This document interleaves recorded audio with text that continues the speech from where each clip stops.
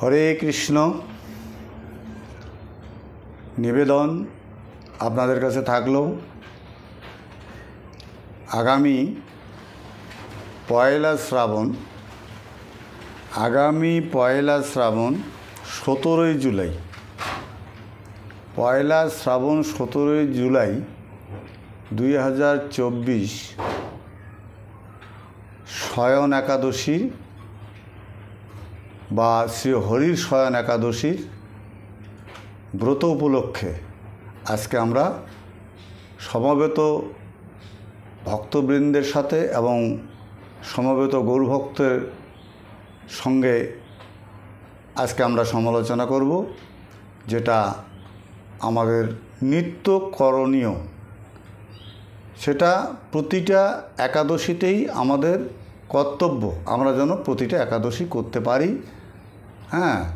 এটা ভাবা যাবে না যে মহা পাপ হারিনি, যে একাদশী করলে আর একাদশী করতে হবে না, এটা কোনো সময় ভাববেন না। 12 মাসে 24টা একাদশী, এই 12 মাসে 24টা একাদশী আমাদের সকলেরই করতে হবে। তো পয়লা শ্রাবণ 1431 শকাব্দে 17ই জুলাই 2024 বুধবার শ্রী শ্রী হরি শয়নী একাদশীর ব্রতের উপবাস। তো সেই দিন, এই উপবাসের দিনের থেকে আরম্ভ হবে একাদশারম্ভ কল্পে চাতুর্মাস্য ব্রত আরম্ভ হইবে। এই চাতুর্মাস্য ব্রত থেকে আরম্ভ করে কার্তিক মাসের উত্থান একাদশী, 4 মাস পরে যে উত্থান একাদশী হবে, সেই একাদশীতে এই চাতুর্মাস্য ব্রত সমর্পণ হবে। তো এটা শয়ন একাদশী কেন হলো? নিশ্চয়ই তার মাহাত্ম্য আছে। এই শয়ন একাদশী কেন হলো এবং আমাদের কেন করতে হবে, এবং ভগবান কেন এই শয়ন একাদশীর দিন তিনি নিদ্রাযুক্ত অনুভব করে তিনি বলির কাছে গিয়েছিলেন, আশ্রয় গ্রহণ করেছিলেন। বলিকে এত ভালোবাসলেন, কেন বাসলেন, তাই সবিস্তারে আপনাদের সাথে আজকে একাদশীর সম্বন্ধে আলোচনা হবে। এবং 2রা শ্রাবণ 1431 শকাব্দে 18ই জুলাই 2024 বৃহস্পতিবার পূর্বাহ্নে 9টা 31-এর মধ্যে শ্রী শ্রী হরি একাদশীর শয়ন একাদশীর পালন করতে হবে। 9টা 31-এর মধ্যে শ্রী হরির শয়ন একাদশীর ব্রতের পালন করতে হবে। এটা মনে রাখবেন।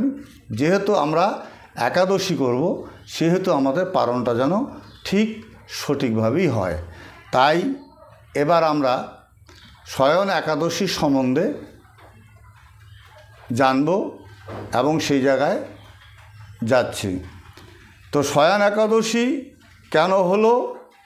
তাই রাজা যুধিষ্ঠির বললেন, হে কৃষ্ণ, এই আষাঢ় মাসের শুক্লপক্ষের একাদশীর মাহাত্ম্য কৃপাপূর্বক বলুন। শ্রীকৃষ্ণ তদুত্তরে বললেন, হে রাজন, মহাপুণ্য মোক্ষ স্বর্গ প্রদায়িনী সর্বপাপহরা একাদশী ব্রত কীর্তন করিতেছি, শ্রবণ করো। আষাঢ় মাসের শুক্লপক্ষের একাদশী শয়নী নামে প্রসিদ্ধা। এই ব্রত পালনের সর্বপাপ বিদূরিত হয়। এমনকি নাম শ্রবণ মাত্রে বাষ্পেয় যজ্ঞের ফল লাভের সৌভাগ্য ঘটে। ব্রতকথা শ্রবণকারী ও ভক্তিপরায়ণ ব্যক্তি বৈষ্ণব পদবাচ্য হইয়া ভগবানের সান্নিধ্যে থাকেন। আষাঢ় মাসে পরমেশ্বর বামনদেব পূজিত হন। পরমাদরে জাগতিক সর্ব লোকে তাহার আরাধনায় মনোনিবেশ করে। রাজা যুধিষ্ঠির সর্বদেবেশ্বর শ্রীকৃষ্ণকে জিজ্ঞাসা করিলেন, আষাঢ় হইতে কার্তিক মাস পর্যন্ত পূর্ণ 4 মাস আপনি নিদ্রিত থাকেন, ইহার কারণ কি? দানবীর বলিকেই বা কেন আশ্রয় করেন, এ বিষয়ে আমি মহা সংশয় হইয়াছি। হে মহাপ্রাজ্ঞ, কৃপাপূর্বক এই অজ্ঞের সংশয় ছিন্ন করুন। তাই বলছেন। শ্রীকৃষ্ণ প্রতি উত্তরে বলিলেন, হে রাজশ্রেষ্ঠ, শ্রবণ মাত্রই সর্বপাপ ক্ষয় হয়। সেই পাপ বিনাশিনী কথা মনোযোগের সহিত শ্রবণ করুন। পূর্বে ত্রেতাযুগে দানবরাজ বলি সিংহাসনাধীর থাকিয়াও বিধিবৎ বহুবিধ যজ্ঞের অনুষ্ঠান করিয়াছিলেন। রাজা অতুলনীয় দানে বিখ্যাত, যদিও নৃপতি ঐকান্তিক ভক্তির সহিত যজ্ঞাদি সম্পাদন করিতেন, তবুও তাহার অন্তরে গর্ভ মাত্রই ছিল। দর্পহারী আমি জীবের অহংকার চূর্ণ করি। ভগবান বলছে, আমি অহংকারী জীবের দর্প চূর্ণ করি। তাই শাস্ত্রে বলেন, অতিদর্পে হতালঙ্কা অভিমানে চ কৌরব, অতিদানে বলিবদ্ধ সর্বমত্যন্তং গর্বিতম। অতএব পঞ্চম অবতারে বামন রূপে সত্যাশ্রয়ী বলিকে বাকস্থলে তাহার গর্ব খর্ব করিয়াছিলেন। দেখেন, ভগবান তার দর্প চূর্ণ করেছিলেন। একদা বটুক ব্রাহ্মণ বেশে রাজসমীপে উপস্থিত হইয়া আমি তাহার নিকট ত্রিপাদ ভূমিমাত্র প্রার্থনা করিয়াছিলাম। প্রার্থনা পূর্ণার্থে রাজা সংকল্প জল প্রদানে উদ্যত হলে দত্তগুরু শুক্রাচার্য ওই কার্যে বাধা সৃষ্টি করেন। যখন আমাকে দান করবেন, ভগবান বলছে, আমাকে যখন তিনি দান করবেন তখন দত্তগুরু শুক্রাচার্য বাধা সৃষ্টি করলেন। হ্যাঁ, আমি যে স্বয়ং নারায়ণ তাহা বিশেষভাবে বুঝিয়া ওই দান হইতে বিরত হইবার জন্য আদেশ করেন। কিন্তু সত্যবাদী ভক্তিপরায়ণ নরপতি গুরুর আজ্ঞা লঙ্ঘন করিলেন। হ্যাঁ, হে রাজন, আমি তখন কি দৃশ্য রূপ ধারণ করিয়াছিলাম তাহা সাবধানে শ্রবণ করো। ভূরলোকে চরণযুগল, ভূবরলোকে জানোদ্দয়, স্বর্গলোকে কোটিদেশ, মহরলোকে উদর, জনলোকে হৃদয়, তপলোকে কণ্ঠ, সত্যলোকে মুখ, তদুত্তরে মস্তক স্থাপন করি করধৃত বলির পৃষ্ঠে অর্ধপদ ন্যস্ত হয়। রসাতলবাসী দানববৃন্দে তদবধি আমার পূজা মনোনিবেশ করিল।